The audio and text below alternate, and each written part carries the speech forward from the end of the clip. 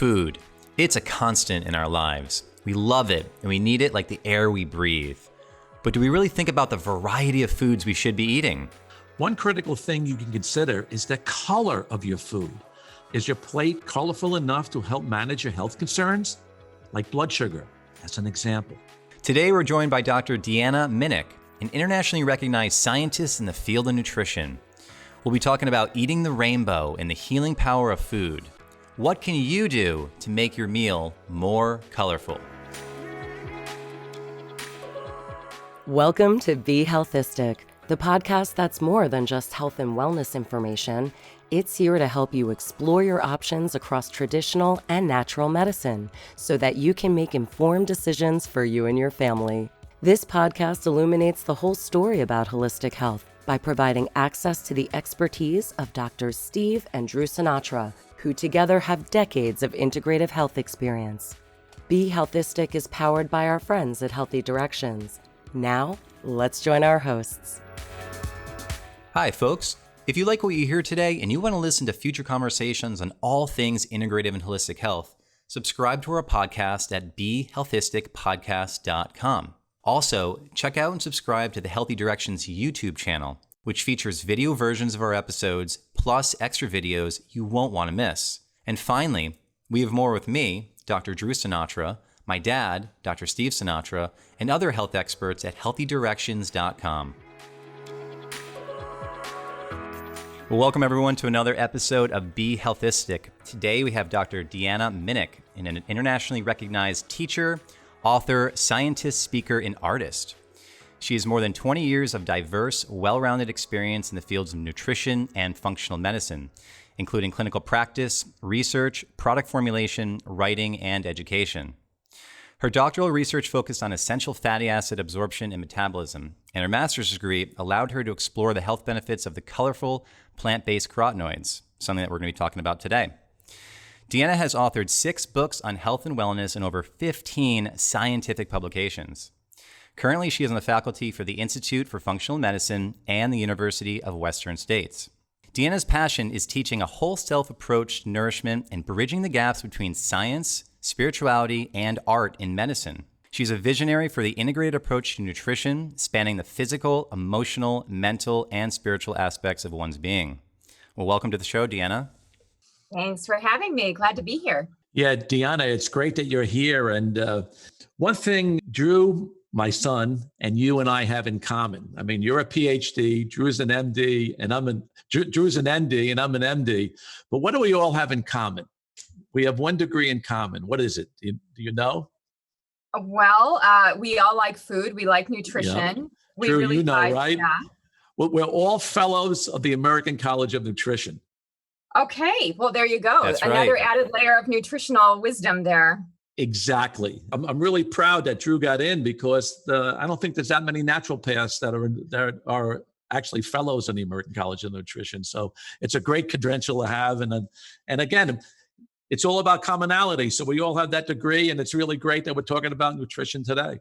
Love that. Congratulations, Drew. Glad you're part of the American College of Nutrition. Well, Deanna, I checked out your website before our session today, and I got to tell you, that picture of you with the green shirt and the green eyes, that's one of the best pictures I've seen in a long time. Just the color coordination there, and it goes with what we're going to be talking about today, which is all about the color in food. So I thought that was so appropriate looking at your picture and how beautiful of a photo that was with your eyes and the green shirt. It was awesome. Wow. Thank you so much. Yeah, I'm really, I would say, a messenger of all things color. I feel like color is medicine. It's a healing principle, something that we can all connect to. So thank you. Well, let's talk about color then. So in regards to foods, let's start there. What do you educate your clients on, your patients on about colors in food? Why is it so important? And what can they do to incorporate more colorful foods into their diet? Well, I want to back up a little bit because I've been in nutrition a long time and long enough to know that things swing like a pendulum, whether it's the macronutrient ounce, so high fat, high protein, low protein. I think people get so fixated on macronutrients and it's always swinging, it's trending. So much of my graduate work was focused on carotenoids, and carotenoids are the plant pigments. And Things like lycopene and beta carotene, alpha carotene, beta cryptoxanthin, all of these beautiful colors that we find in nature. And so what I began to realize is that if we look at the science, just simply looking at the evidence of what has stayed true, one of the things that I have found to be the common thread is truly fruits and vegetables. It's plant-based foods. And that doesn't mean that people need to switch to being vegan or vegetarian. I think that if we can all make small strides in the direction of something that we know works, namely that of getting more plants in our diet through whether it's fruits and vegetables, it could be herbs and spices. I mean, even now I'm drinking tea. Tea is chock full of different phytonutrients. In fact, in some cases, it actually rivals a serving of vegetables. So yeah, that's my common denominator. Dr. Sinatra opened up with talking about what is our commonality. I think about that with nutrition. What is our common denominator? And to me, it's making sure that we have a bedrock of plants in our daily diet. Yeah, Deanna, that's well said, because if you look at the chemistry, what is there, like 720 carotenoids and over 3,000 flavonoids in nature? So think about it. If you eat fresh fruits and vegetables and use your analogy of the colors of the rainbow, at least if you do that, you may take in, dozens and dozens of carotenoids and flavonoids, which are really health promoting. And that's really what, our listeners really want. In other words, how can you promote your health and achieve optimum health with a healthy diet of carotenoids and flavonoids? So I think you're the perfect guest for this show. Well, and if I think about, I know that you are very much in tune with nature, getting back to nature and looking at, and that's what naturopathic medicine is based on, hence the name. And if you look at what nature advocates, it's diversity, it's complexity. It's not just having large amounts of one thing. Nature likes small amounts of many. And just what you spoke to is a great way to launch into this discussion, because truly, yes, 750 carotenoids. We have thousands of flavonoids. And in total, the last number I've seen for the tally for phytochemicals is something on the order of 10,000. Right. So how did we become so enamored with the three musketeers, protein, carbohydrate, and fat? And we moved away from talking about these very potent, non-caloric signaling agents to our cells and to our microbiome. No, well said. Very, very well said. I have to tell you, I am delighted that you're on the show today, because you're the perfect partner to really talk about this subject. Well, it's my passion, right? It's, in fact, in some cases, people say, well, Deanna, your message of Eat the Rainbow is so simple. And I always say, but it's grounded in very deep science. It's one of the things that we cannot arm wrestle. I think we can arm wrestle meat, we can arm wrestle dairy, we can arm wrestle soy. I mean, you name it. There are so many different nutritional hot buttons, but we can't arm wrestle to a large degree. And I know that some people will come back and say, well, Deanna, what about the lectins? What about the oxalates? And, they'll start to pick apart these different things with all different reasons not to eat plant foods. But much of how we prepare plant foods is really telling as to what they're going to do in our bodies. There's a method to that as well. Well, can you speak more to the lectin piece? Because that has become big in medicine these days. Oh, that's a big controversial piece. I'm glad you're bringing it up, Deanna. That's important. Yeah, can you speak more to the lectin issue? And really, first off, what lectins are and how they're affecting the body? Sure. Lectins are certain compounds in primarily plant-based foods, things like legumes, primarily legumes and whole grains, but also things that are seeded like tomatoes. And so there was a strong position and statement made in the field some years ago about how a lectin-rich diet leads to different clinical conditions like autoimmune disease. And so when I started to look at the science of that, and I really looked under the hood because I wanted to understand, is there a case for anti-nutrients, or do we just not understand these nutrients enough? And so we call them anti-nutrients, but they might actually be medicinal. And of course, there are things that are toxic in nature and we need to be balanced. But when I went into the science, and in fact, I'm about ready to submit a manuscript that a nutritionist and I have put together over the months, looking at the science of all of these proclaimed anti-nutrients. Is there science to support this? And so what we find is that if you look at traditional cultures and diets, if you cook foods and you soak them and you sprout them according to how they would normally be eaten, you actually get inactivation of these lectin compounds, which are these glycolipid compounds. Now, that said, Dr. Aristo Vojdani, who you both know, is a brilliant PhD in immunology.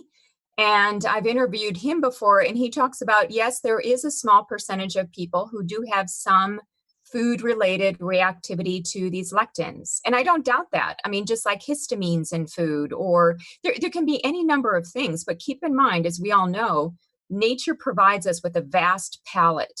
We are not just limited to 5 foods in nature. So if we don't do well with certain foods, then we just try to get those same compounds, whether it's the carotenoids or the flavonoids, polyphenols, whatever it is, we move to other categories. And let me just say one more thing about that. I think, why not turn the tables on our thinking of lectins? Maybe if people are responding to lectins in terms of gastrointestinal issues, what could be happening is that that compound is signaling that there's a disturbance in the gut. Maybe we need to look at it as not just avoidance, but maybe there's something in that plant that actually is messaging back to us pathology or some type of dysfunction that we need to pay attention to. So maybe it's not the food, maybe it's us and our bodies. Well, I have never heard that argument before, so that is great to hear, because I don't want people listening to this to get all fearful of lectins, because I've seen my patients come in and they can't eat bell peppers anymore, they can't eat legumes, they can't eat all these good foods, and that concerns me when food becomes a fearful thing in their life, because we need to promote good foods for people for their health and not have them be fearful of food. So I really like that part you just made about perhaps the lectins are indicating that there might be an underlying pathology present. Perhaps the gut is inflamed, there's dysbiosis or something going on there that's creating that reaction from the lectins being present. I think so. And I've seen that as well. Most people know if they're allergic or intolerant of nightshades. I'm a person that can't do a lot of tomatoes. I actually will get a rash if I do way too much. Like during my grad school days, we did lots with tomato paste. I think I reached my threshold with tomatoes, unfortunately, and I'm Northern European. And so, that tomatoes aren't part of our diet. I think we do need to look ancestrally at what we were eating over generations. Is the Mediterranean diet for everybody? I'm not sure about that. So maybe it's not just lectins. Maybe we need to look at our genes ancestrally. What have our genes been seeing over centuries? And one of the concepts that I just recently put on my Instagram page is this whole idea of micro-rotation. Drew, you just talked about how people have so much fear on food, and it's so true. And when you have that fear, I remember working with somebody who came to me, she kept a spreadsheet of all of her foods. And basically she was down to 5 foods that she could eat. And now she was afraid of what would happen if she couldn't eat those 5 foods. So I took the opposite approach. How about we go back to you eating most everything, but really small amounts? Again, I call that micro rotation, where you have small amounts, not enough to be an offender, but enough so that the body gently responds to this in terms of seeing it in the gut rather than refraining from it, so that when we're exposed, now we have a huge immune reaction. Yeah, I'm certainly into what you just said as well, because I find that, at least for me in my practice, the whole gluten and dairy thing, I'm sure you're all on top of that as well, but I'm for most people, they don't do well with gluten and dairy, and so I don't want to limit any more foods for them. And I love this idea of the micro rotation of foods, because that ultimately plays into like the elimination diet, and sort of, once you've done an elimination diet, you bring foods back in to find out your reactivity level. And this might be a really smart way to do that too. So thanks for bringing that up. Yeah, I think so. And I think another clinical tool for everybody listening, I have something. So my 3 principles are color, creativity, and variety. Most people are in food ruts. They're eating the same thing over and over again. They're afraid of their food choices. They know that certain foods are safe for them, but that does not enrich the gut microbiome. So I have a handout for people, and I've done this in group settings. It's a 50 food, so 50 food 7-day challenge, where they count up all of the unique, novel plant-based foods that they can get in 1 week's time. And the goal is just 50. And I've done this in very large groups. I had one woman in Australia who got to 232 different plant-based foods. And I don't put a limit on the size or the quantity. I just say qualitatively, look at your plate. How many things did you put in that smoothie? How many things do you have in that stir fry? Just count up the color. Let's make this fun. Let's not get into analysis paralysis. We've had enough of that in nutrition. And it's amazing how people just turn on to, wow, I need to try a different food, or I have more spices now. And so I do think that this concept we're talking about right now, diversity, bringing it into eating a varied diet. It sounds like it's relatively, something we've heard before, but we're not doing it. Just like eating the rainbow, we're not doing it. So we need new tools to get there. So Deanna, I have a question. In our society today, there's probably 100 million pre-diabetics or diabetics in the country. And if you figure that's like 1 in 3.4 people. And with diabetes probably being a major comorbidity, in what's going on with COVID-19 now, what foods would you recommend to people that are borderline diabetic, foods that don't elicit an insulin response, so to speak? I mean, we talked a little bit about the legumes, but there are foods that don't elicit, significant amounts of insulin, which I think could be sort of provoking the situation where if you're not releasing insulin and you're not tiring out the pancreas and you're not raising your blood sugar, could eating certain foods protect you in this day and age of COVID-19? That's a great question. And indeed, I do think that the nexus of glucose and insulin and even cortisol is all very important. So when you ask what are some foods, I will go through some foods, but I first want to state, and I know that you both understand this, but I want to be sure everybody listening does, is that everybody has a personalized response to even blood sugar. There's science now to suggest that your gut microbiome may actually personalize your response to a food. It may not be that that food has a static glycemic index. We might be changing in our glycemic response. So stress can change it. Physical activity can change it. You go for a 15-minute walk after a meal, you're going to process that food differently than if you didn't go for the walk. So sometimes it's not just the food. We're so used to looking outside of us and saying, what is the food? We need to look at the terrain, the milieu within us.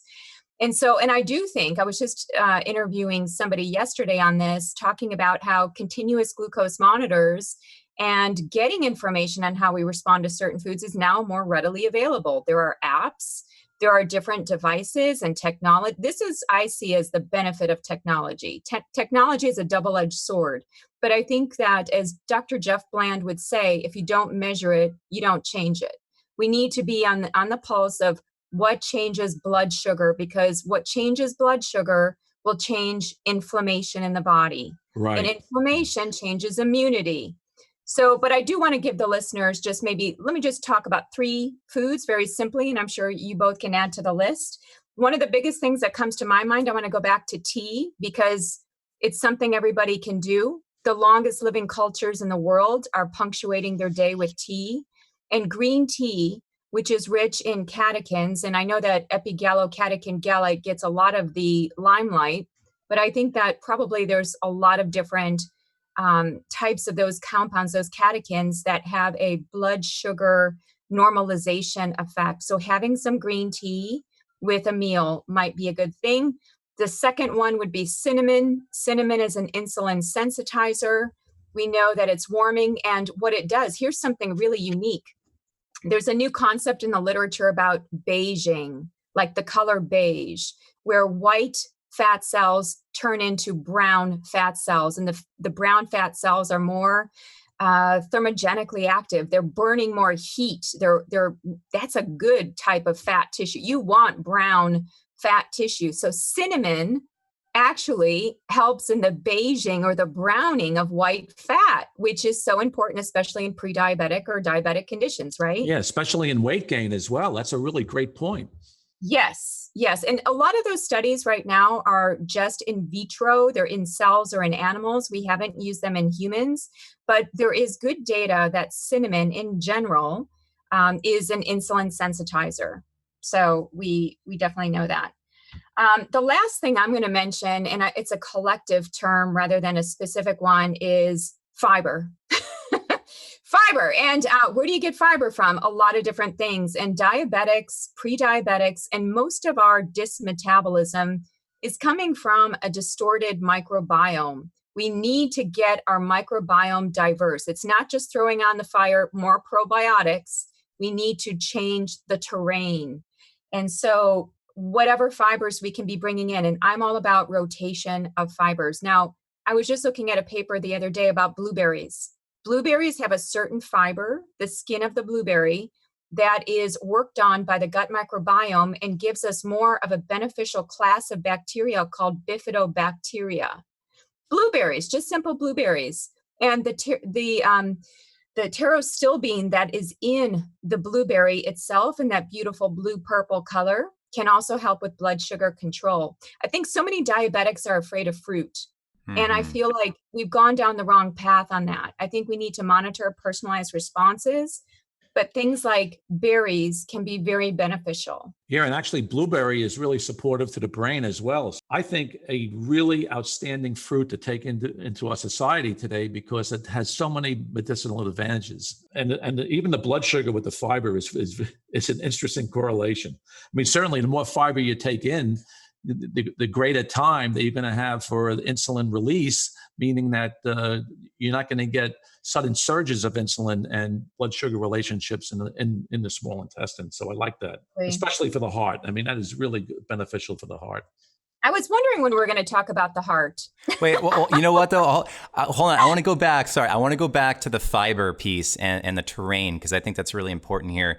What do you suggest to your clients when they have a lot of gut dysfunction happening? There's dysbiosis or something like that. There's increased inflammation. They have lots of food reactivity, food intolerances, et cetera, and they react to fiber. Because I find that to be very common where people have some apple pectin or some psyllium husks or some flax seeds. I know these are different forms of insoluble versus soluble fiber, but they tend to react by lots of increased gas and bloating and discomfort and all that. So what are your tips for increasing fiber in the diet, at least with those things that I mentioned, but also with fruits and veggies, because lots of people can also start reacting to more fiber in the diet from fruits and veggies.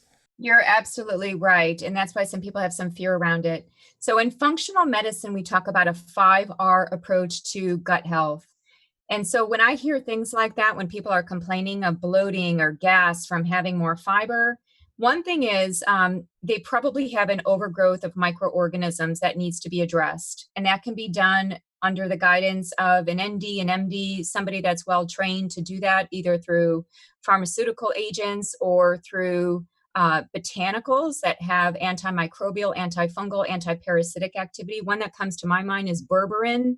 You know, it's a potent antimicrobial, right? It can really alter the microbiome, and it has blood sugar improving effects. And so I think whenever I hear something like that, I'm thinking, something's going on. They're not digesting properly. They have an overgrowth. So many times that needs to be dealt with almost first before you start layering on the fiber. And I'm just going to mention a basic thing, because I've noticed that people don't really know how to use fiber. You know, they just think, let's just pour on the Metamucil and just gulp it down, and they don't really take in enough water. I think it needs to be diversified, smaller amounts, copious amounts of water, because what I actually saw in practice was that people would get constipated and bloated if they had lots of fiber. And then the moment that they changed to different fiber sources, because not all fibers suit every person, and they had an adequate water. And I feel so passionate about water and minerals. I mean, minerals to me are like, oh my gosh, they're the forgotten. They're like phytonutrients. We forgot about minerals, ultra trace, micro, macro minerals. And so much of how we absorb things and how we interact is based on our foundation, much of which is connected to minerals as cofactors. So long story short, there's a lot on the 5R program, but people need to work with a practitioner to get the gut in balance so that they can properly receive the fiber and benefit from it longer term. Yeah, thanks for talking about that, because that's a really important piece there. So now we can jump into the heart, if you guys want to talk about some heart-specific foods. I knew it was coming up. I think some of the best foods are the ones that contain CoQ10 and omega-3s. I mean, I've said it before. I'll say it over and over again. As a heart specialist, if I was stranded on a desert island, I would want CoQ10 and omega-3s to be washed ashore. Those are my two favorites. So, Deanna, just lead into that. Yeah. Well, if I was stranded on a desert island, I mean, I agree, those are important, but I would want to add to the list if I'm thinking of my heart, because when you focus on the heart, everything improves. We're talking vasculature. We're not just talking about the mechanical pump of the heart. We're talking like all the super highways to the brain and getting things out of the body. So one of the things that helps with blood vessels tremendously is leafy greens, especially bitter leafy greens. And I think, I'm curious what you both think on this. I think vitamin K is the next vitamin D. Vitamin K is actually, it comes in multiple forms, but the kind in leafy greens is called phyloquinone. And vitamin K1 or phyloquinone has many roles. It's pleiotropic. It's like vitamin D in some ways. It has vessel effects, it has bone effects. And often there is this signaling back and forth between the blood vessels and the bone. And so I think if I had my choice on a desert island, I want the extremely nutrient dense, dark green, high bitter, high nitrate greens that I know are going to help my heart, my vasculature, and ultimately my brain and survival. So is that something like arugula? Yes, arugula. I mean, look at the celery craze right now, right? Why does celery seem to work for some people? Why is there such a craze? And I'm sure that you've addressed this with your audience. If you look at the literature on dietary nitrates, celery is one of the higher ones. It falls into the same camp with arugula. And when you increase nitrates and you digest them and break them down to nitric oxide, theoretically, you're going to be more relaxed. You're going to have vasorelaxation and dilation. And you can actually measure, for everybody listening, you can go online and you can buy nitric oxide strips to see. You just take these little strips, they look like pH strips, you put it on your tongue, and you can see what is your baseline level of nitric oxide production. And if you're low, like I remember being low, I was like a low pink color on this spectrum. You'll see it's done by color. It's very easy to do. I was thinking I need more greens, and some people are going to need more because maybe they're athletes, they're more physically active, or they need less because of that. So I think that this is really important. And also folates. I think, Dr. Sinatra, you were going to say something about folates, and we think of methylation being important for the heart, bringing homocysteine down. Well, where do we get folate? Green leafy vegetables primarily. That's why I'm in love with them. And when you look at them up close, I mean, I'm just so in love with plants. It's like if we look at them long enough, we just see that poetry. We can actually figure out what they're good for. And you look at a leaf and you see the vessels, you see the vasculature. I mean, it's a work of art.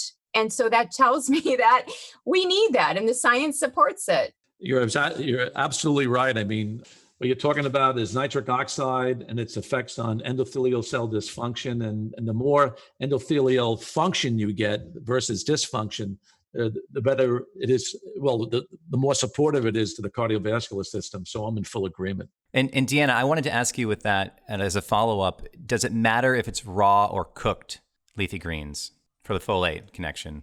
Yeah, that doesn't, well, we know vitamin K is a fat-soluble vitamin.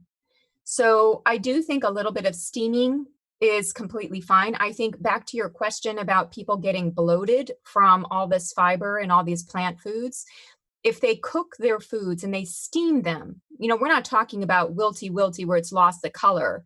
We're talking about like steaming 1 minute, 30 seconds.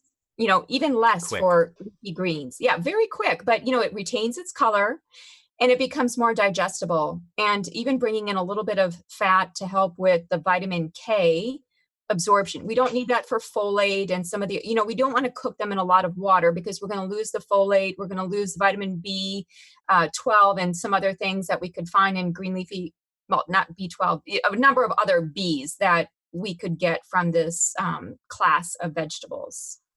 Well, great. Deanna, as we wrap up here, we always finish up with a wellness wisdom. So if you had one big pearl of wisdom with regard to eating the rainbow, what would it be? Okay, so let's go with variety. Let's stick with that. I do think that in this time of COVID-19, where people are stuck at home, they're not going to the grocery store a lot, they are working with what's in their cabinets, they need variety. Variety helps with plasticity, right? Neuronal plasticity in the brain, heart rate variability in the heart, and even metabolic flexibility. I think that if we can increase variety, even in terms of our experiences in life, even as we're sitting at home, it's the crown jewel. It will help us in so many respects. It'll begin to open up how we think and how we feel. And one of the effects I just want to mention to everybody before we close is it's not just that plant foods help your body to function better. There is significant literature showing that eating plant-based foods actually helps with a better mood.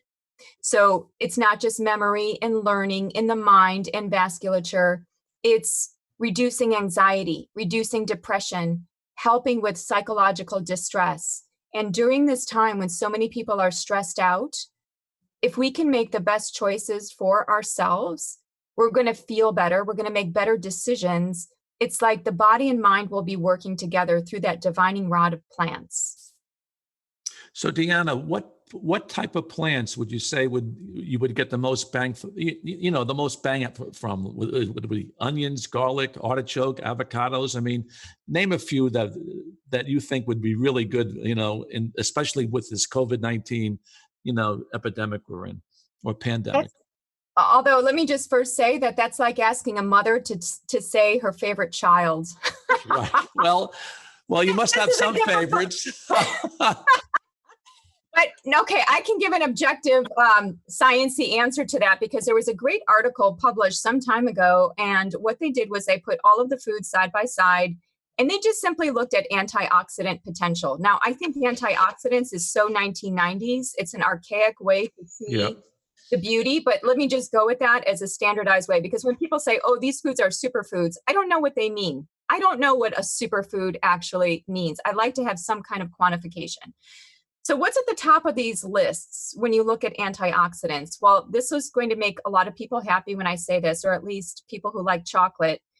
Cocoa is really up high on the list. It changes mood. It changes the vasculature. It's a vasodilator. So I'm going to say cocoa, but not the sugary kind. I'm talking raw cacao powder.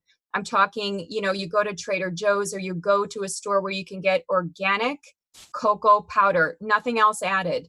And you incorporate that into your smoothie. This is huge bang for the nutritional buck, so to speak.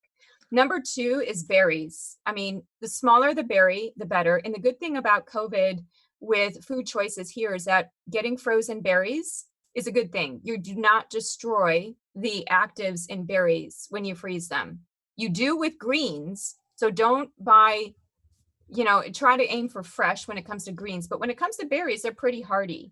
So cocoa, berries, and the number 3 thing as it relates to how do you get these active, I'm going to go back to tea. And I would say a variety of teas. Don't just stick to green tea.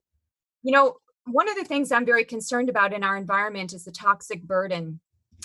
The only way to protect ourselves, I think, because we can't avoid huge classes of food, and even fruits and vegetables are going to have some degree of toxicity because of the water, the air. We just can't avoid it, right? So one of the ways to encourage resilience is to have diversity in the different food. I'm never loyal to a brand of food. I'm always rotating it. I'm trying to rotate brands. I look at different ones. And so I do think having a variety of different teas, preferably loose leaf teas, because we know that those plastic bags of teas liberate microplastics when you put them in heat. So I want us to be thinking about toxic burden. Let's try to minimize that while we're all at home. So cocoa, berries, tea. If I were, and of course I mentioned the leafy greens. So all 3 of these things are high in antioxidants, which would help us with the cytokine storm, with any kind of viral load, infectious load. What we want to do is amp up our antioxidant defenses. And those 3 things could do a very good job. Yeah, now I want to make a smoothie out of cocoa, berries, and then make some tea, cool it down, and then add it in there. I mean, that's a terrific combination right there. Well, I have a very good nutritionist mentor friend. Her name is Barb Schultz, and she knows of the benefits of green tea, and she doesn't like the taste. It's too bitter for her. And we know that super bitter tasters actually fare better in certain health parameters. So that's a good thing that she's a super taster, but it's not such a good thing that she doesn't want to drink it. So what she does is she brews some really just long time brews green tea so that it gets very bitter. And then she uses that as the base of her smoothie.